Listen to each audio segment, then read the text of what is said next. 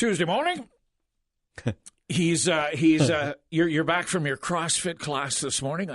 I went back after 5 months. Do they call these guys miracle workers or what? Because you certainly are glowing. Well, I'm glowing, with health. I'm in major misery. It's been 5 months. It's just been awful. It was awful. But anyway, I'm back. God, it was terrible. Anyway, I'm 63 years old. I'm in there, and everybody's like 30 and 25, and Anyway, so today I thought what we would talk about is something we started it a couple of weeks ago, and we talked a little bit about this, and I wanted to just sort of go over this again today because this is of interest to a lot of people in the Okanagan. So let's just with the one line that you sent me earlier, it is critical for parents of adult children who have mental challenges for a plan to be in place. Yeah, it is absolutely hands down because they're even if they're younger, or special needs children yep. of any kind. Yeah. Okay. So, I mean, it doesn't matter about the age. I mean, what I'm seeing though, there are a lot of people who live here, a lot of retirees who move here to the Okanagan, and they have an adult mentally challenged child. Yes. Live with them, and the yep. question is, what happens now? What's going to happen when I die? When I die. Yeah. So I wanted to talk a little bit about that today and offer some suggestions, and then I've got a plan that I think some of these people might be interested in, and I'm trying to get a group together to do something about it. And it means you would, where the children would be, for these parents whose children are adults and mentally challenged, when you die, instead of them living in some group home run by the government, there are some options. So I thought we could talk about that. So. Was there not a French-Canadian? Yeah, I'll come to that. Aha! I'll come to that. Good on you. So all right. I want to just go through this really quickly. And most people who have a child who's intellectually challenged, and I hope I'm using the right phrase, and whatever. There's certain words you're not supposed to use. It'll do. Yep. Okay, thanks. Yeah, so there has to be a plan in place. Most people who have someone in their family who's challenged usually has a plan in place. Special needs. So the first thing is you need in your will for that child a fully discretionary trust. And the reason for that is that child is vulnerable to abuse, financial abuse by third parties. Also, you want to ensure that they maintain their provincial benefits while after you're dead. If you die and they receive an inheritance under the provincial legislation, they're going to lose it, depending on the amount. They're going to lose their benefits. And the benefits are not just that kind of pension they receive, but it's things like bus passes and drugs and those other benefits that they receive. So intense care that is needed that most of us handle on our own. Yeah. And there's some significant tax savings. The government got rid of the benefits of a testamentary trust.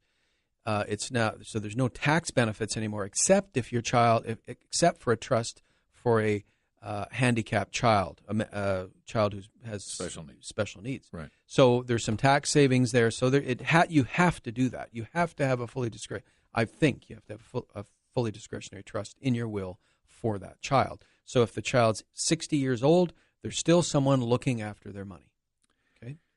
And I think that must be so hard for so many parents to look that far out. Well, when Jane or Jimmy are 13. Yeah.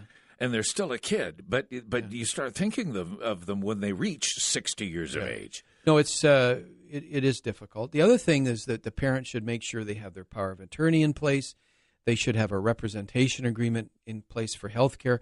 And here, this is probably more for the older parent who has an older challenge or older adult mentally challenged child, because when they die or when they start having health issues, it can be very difficult for that child because, they could be consulted by the doctors and the medical staff.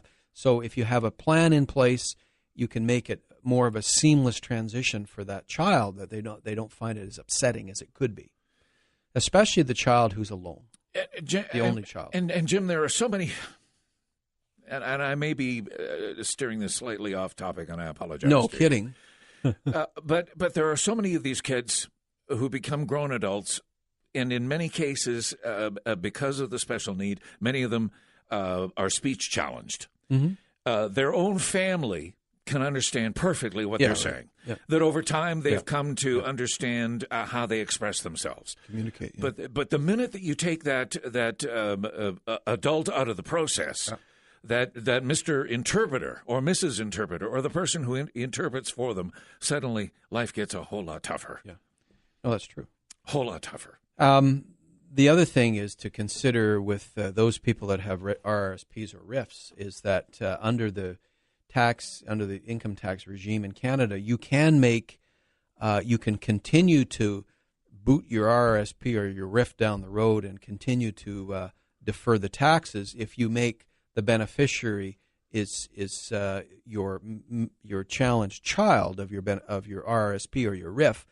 But now there's an interrelationship with a registered disability savings program. So if you have an RDSP for your child, which is a wonderful savings tool for mentally challenged children. Could you clarify what that is, please? RDSP. It's similar to a RRSP. It's called a registered disability savings plan. Okay. What you do as a child, as long as they're in receipt, as long as they're under the income tax, found to be in need, and there's a couple things, but I'll come to that in a sec. But basically what you do is you can put money aside for that child. The government will match the money up to $600 a year or something like that. And it's like a registered savings plan, and then the money grows and grows and grows. It's saves tax free. The child, when they turn 65 or 60 or whatever, can take that money out as a income, and there's no old age pension clawback or anything. No time. It's a wonderful device for the mentally challenged. However, there are some strings attached to it. It's available for this, mainly those that are severely challenged. Okay, but let's. But you can now take your start it now. Yeah, absolutely, and you can take your RRSP or your RIF, and you can roll it into that child's RDSP, register their registered plan, so that you can continue to defer the taxes, and the child gets the benefit of that as well. It's a great plan. It's a wonderful plan. Even my mathematically stunted abilities can hear that. Now, the other thing is if you're a committee of your child, if you've been made the committee of their person in their estate where you are the court-appointed guardian, and that's in many cases that's what the parent is there a backup when you die? Is there someone else to step into your shoes to take over the management of the child's health and money? Who does one find to do that? Well, normally, who do you talk to? You talk to a lawyer, but I mean, generally, when someone comes in and they become committee of an adult child, you would try and make sure you have a backup, and if you don't, then you've got to deal with that. And that's a plan. You're talking about planning for when you die or when you can't look after that. If it's a large estate, if you have a large estate, many do, you want to consider a alter ego trust for the same reasons: save tax, save probate fees, and to look after that child. And again, it's a fully discretionary trust. The other thing is, if your child is mentally challenged, is what can we do for the child in terms of looking after them? I mean, are they competent to have a will done? They may not be. Are they competent to have a power of attorney? Maybe not. But you can probably do what's called a Section 7 representation agreement, so that child can then appoint someone to help them making financial decisions. It's a great tool. And as you utter those words, that sounds ultimately scary to me, to think that somehow we're granting power to a mentally challenged individual, a special needs individual, and they have the power to pick the person. Well, they do, and it's basically what it is it empowers that mentally challenged person to make some decisions, limited decisions about who they want involved in their life, helping them make decisions. Okay. Generally, what it is another family member, and it's almost like it is like a power of attorney, because it does allow them to help them make financial decisions. Maybe so it's my sister, it's my a brother. soft power of attorney. Okay. Yeah, right. And it's a great tool, and it's not used very much. It's a great tool, and I'm doing them more and more. When they first came out, I thought, well, as a lawyer, if someone is incompetent or does not have the mental capacity to do a will or a power of attorney, how in the world can they ever do a Section 7 rep agreement? Yeah. But now I'm using them. I mean, I've grown up. I accept it. It works. And it works very well, and I've used it quite a few times. Do you have to steer that quite aggressively? Yeah, well, you try. Yeah, I do. I try and get the family involved and say, look, this is a good tool for your child. Yes. The child generally, these kids are adults. They know who they trust. They have trust, and they have they have receptors that work very quickly. So they know who they would want helping them, and it empowers them. It's a good tool. Okay. So then the other thing is, what happens when you die? Where is your child going to live, and where's your child living now? Mm-hmm. So lastly, I wanted to talk a little bit. Do we need to take a break? So I just, you know what, and as you're saying that, I'm thinking, let's take the break now. Let's do that. Because if we're going to talk about where this child's going to live and the go forward, I don't want to break it in 2 minutes and say time to take a break. Daniel, let's take a break. We're with Jim Herperger. It is Tuesday. We're talking law. We're talking specifically the challenges of planning for adult children who have special needs, mental challenges. Jim Herperger with some phenomenal advice. You're going to be posting this to your website, I hope. Yes. It's a lie. It's a lie. It's a lie. This definitely has to be to the website. We'll be back in a moment on this Tuesday morning. In conversation with Jim Herperger from FH&P, this is a conversation that I'm thrilled that we are having as we talk about the issues that face parents that have adult children who are special needs, mentally challenged, and the plans and the planning that needs to be put in place for them. Jim has already laid out some of the legal ramifications, but the one that you were coming to is on your passing as the parent, the death of the parent, where are they going to live? Yeah. Now, there's a lot of options right now. I mean, there are options. I mean, some adult mentally challenged children or kids are living in group homes. Mm-hmm. They are living in private homes. The government does subsidize and does But if we believe assist. the horror stories that seem to come out of some of those places, it seems that at times government supervision is really decidedly missing. Well, I mean, I think that there are private homes where the government pays the people to look after that person, and there's a lot of them that do a wonderful job, and it's fine. It's not sort of an institution. There are institutions where some of these people are living in seniors' places and things like that as well. Yeah. So, and that's probably not what you would want for your child. I mean, most people would say, when I die, my adult son, I would like him to live in a private home with loving people and where he would get care and support. And there are those homes around. Now, we're talking a couple that instead of taking in foster children, that's right, take in foster adults almost. Yeah. And there's a number of them around, and they do a good job. And that's Have you seen any of these? Yes. So you're comfortable in saying? I mean, these people, there's some interesting people out there in the world who have a calling, and one of the callings I've seen is that they want to assist and help these people that are mentally challenged, and they open up their homes to them. And they make money, but they're not getting rich at it. I mean, right. it's not like it's a gift of service. Absolutely. And so they do a wonderful job. The institutions, there are some of those. There were a lot more institutions a number of years ago. The provincial governments across Canada sort of shut down those institutions. Riverview would have been one of those. Riverview and Crease Clinic, Woodlands. Now, there were some horror stories there, and in many ways, you're glad those places are shut down. However, of course, typical government, they shut it down. They look good, and they're all running around smiling and patting themselves on the back because they're politicians. And of course, they never gave any money to the communities to do anything for these people. Yeah. So it's typical. The governments are the same. They're all the same. Some of them are over there in City Park right now. Oh yeah, absolutely. Some of them are sitting out and absolutely. Because somewhere we decided that they have a right to be out there. Well, yeah, and it's easier. Politicians love the limelight. They love it. They're like moths to a flame. So they'll go and do all these stupid things, and they don't really tell you what the end effect will be. But they look good, and they can stand and pat themselves on the back in sunny ways. Now, there are a lot of people in the communities, husband and wives and families that will take in mentally challenged child. Dumb question. Is there a registry of these kinds of places? How do you find them? Oh, through the social services. Social services. Yeah. Okay. So there's another outfit though that I'm quite interested in, and we talked about it the other day. It's called L'Arche, and it's an organization that was founded years and years ago by a man called Jean Vanier, who's now in his 80s. He left the Navy when he was in his 20s. I think I talked about this the other day, and he ended up in France kind of looking for what he wanted in his life. And he ended up in a home where there were a bunch of mentally challenged people, and he fell in love with the concept, and has taken it over, and he started in France, and then he's moved into Canada. And it's what it is L'Arche is a nonprofit society that buys a home, has it's a group home, and living there are mentally challenged people, and they are the residents. It's their home.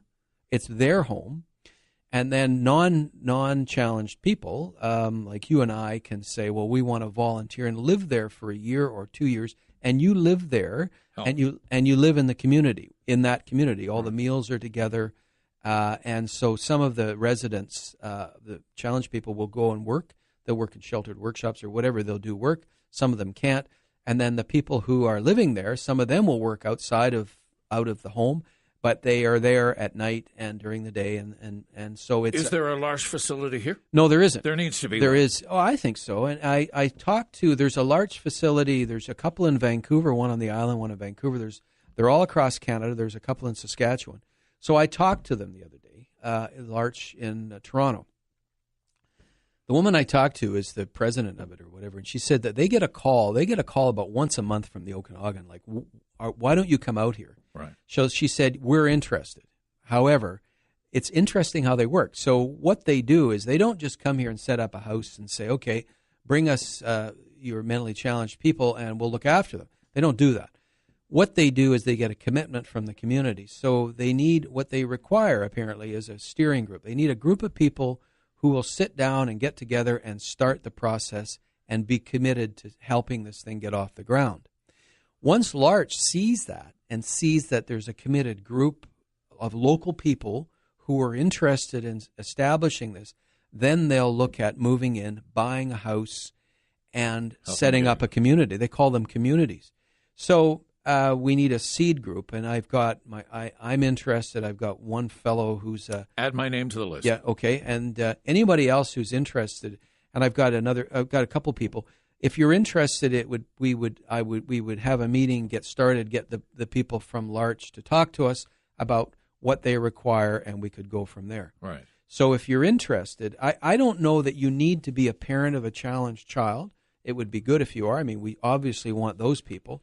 But if you're interested in something like this, you can join. We'll have a group of people and try and get it going. It'll take a commitment, so it's a couple-year commitment where you sort of have some regular meetings and talk about it. And I think we stay in touch with L'Arche. So I would think it's about a 2-year commitment.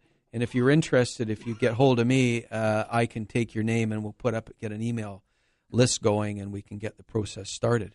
Now, I'm going to contact, with your assistance. Sure. I'll contact the organization and do an interview and a program. Yeah, once we get it set up, once we get the group going, and we'll talk about it. I think it's a good idea. I do too. Yeah, and it sort of seems to be one of those bricks that's been missing from the hospice. The social care network that an established community needs to have. And it's a great idea. It's not. I mean, it's locally based. It's a community. You got a lot of students. You got a lot of people who say are traveling around the world, or people who've left their jobs and are looking for something different. They come and live in these communities. They get people from all over the world. There are a lot of people who move to the Okanagan, seniors, and a lot of them have these children, and they're worried about them. What happens to them when they're gone? Yeah. So, and it's a little bit different than it's not like a small home with husband and wife, and they would take in a challenged person and they would live there. It's a step beyond that. More structure. It's more structure, and it's more of a group home. However, it's not a group home like a government group home. It's not something like an institution. It is not institutionalized. Sounds like a Montessori school. Well, that's what I kind of wonder about it. Seriously, it sounds very holistic. Yeah. As opposed to a glitter chrome and high tech. Yeah. It sounds like it has some humanity. And it's as I understand it, L'Arche is non-denominational. It started as a Roman Catholic charity. It's now grown into sort of a non-denominational Christian-based charity. Now, I don't know much more than that, but I know that it's very successful, and people rave about them. And Right. in places like Toronto, there's 2 or 3 homes. They want more. People are wanting more of these because it works. It's a system that works, and it's been very successful. Preserves the dignity Absolutely. of the individual. Yeah. It gives the parent the mental comfort. And it's the nice thing about it as well is Larch has a philosophy, obviously, that we as a society incorporate the mentally challenged into our society. We don't isolate them. We don't stick them in a place. We become a hide better them. society. Yeah, we become a better society. They are part of. It's a community. So there's people who are challenged and not challenged living in the same home, and they're a community. So it's a great great idea. It's been very, very successful. It's not some fly-by-night operation that's it's not going to disappoint people. Yeah. So if anyone is interested, if you're serious about it, let me know. My phone number is 250-869-6044, or you can email me at jherperger@fhplawyers.com, or just get hold of my office, and we'll get you started, and we'll get up a group of people. I want to have we're going to probably run a repeat of this conversation maybe on the weekend, but what I would like to do with you, sir, is have you come back over the phone, and we'll do another interview in a morning slot. Sure. Like at 7:45 in the morning, when we have a huge drive to work crowd. Sure. Happy to do it. We'll talk over the phone, but I'd like to replicate part of this conversation. I think that you are onto something. I think that this is definitely needed in this community. Yeah. And, absolutely. And the community can be the whole Okanagan. I mean, it doesn't have to be just Kelowna. No. The whole Okanagan. I mean, it could be Vernon, Kelowna, Penticton, the whole Lake Country, all of these communities. I mean, we're big enough to have one of these, have at least one home here. Yeah, I would agree totally. Yeah. So, and it is certainly something that's missing from that social fabric. Yeah, and it's it's community based, and it's great, and that you don't have the government in it, which is even better, because let's face it. I agree with you totally. Good one. Yeah. So people, if you're interested, if you want to get involved, get hold of me at 250-7 or 869-6044. Or you can email me, jherperger, HERPERGER, right, at FHPlawyers.com. Thanks, Phil. Good to see you. Yeah. Good to see you. A good conversation. Yeah. And we are going, you know what? Sign me up. Okay. I'm in. I'm on the team. Well, I've got, that's your number 4 now. That's good. Good. It'll happen faster. It'll happen faster than you would believe. Well, I hope so. Because I think it's one that's easy to identify. Yeah. The work is clearly defined. Yeah. Is very much heart and soul. We'll see how it goes. Yeah, absolutely. See you next Tuesday. You bet. No, not next Tuesday. 2 weeks. 2 weeks. You betcha. All right. Jim Herperger, you should check this out. And if you're interested, yes, I've already got an email saying, how do you spell that? Larch. L apostrophe ARCH. Yeah. It's Google it. All right. And have a look. Lots of information on it. L apostrophe ARCHE, I think. You're right. Yeah. Larch. Larch. Larch. Check it out. And Jim Herperger has started a crusade. Well, no, I wouldn't say that. No. Come on. Sorry. That's over the top. Okay. He has found a new piece of work that he would like to do that speaks to his heart and his soul, and does to mine as well. If you care to join him, go to the website, FH&P. You'll find him on the roster, and send him one line that says, Jim, I'm in. Good. Thank you. Thanks.